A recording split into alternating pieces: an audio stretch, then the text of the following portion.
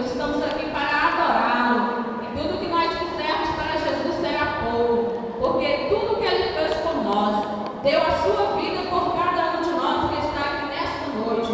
Só estamos aqui porque Jesus deu a sua vida pela nossa. E é um privilégio muito grande nós conhecermos e adorarmos este Deus.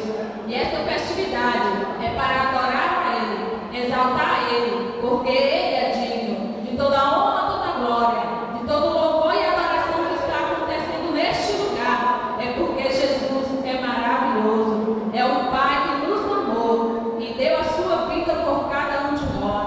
E eu quero agradecer a Ele por nós estarmos aqui adorando, agradecer também pela presença do Espírito Santo, agradecer pelas irmãs, o qual tiveram aqui comigo, né? Nós fizemos 5 dias de oração ao Senhor, para que Ele pudesse vir estar assim, falando conosco, né? Está recebendo a nossa festa.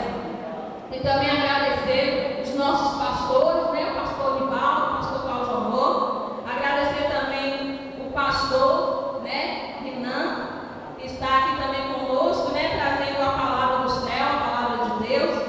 Agradecer todos os irmãos, né? Todos os visitantes que estão aqui também conosco adorando ao Senhor. E todos os outros que chegaram neste lugar. E cada dia o Senhor continue a falar em teu coração, aos nossos corações, né? Porque a palavra de Deus nos disse que a fé vem pelo ouvir e ouvir a palavra de Deus.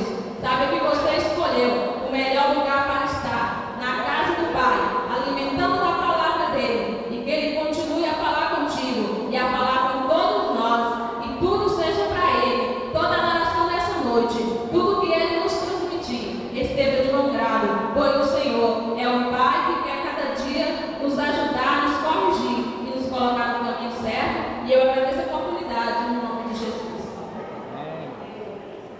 Palmas para Jesus, amém?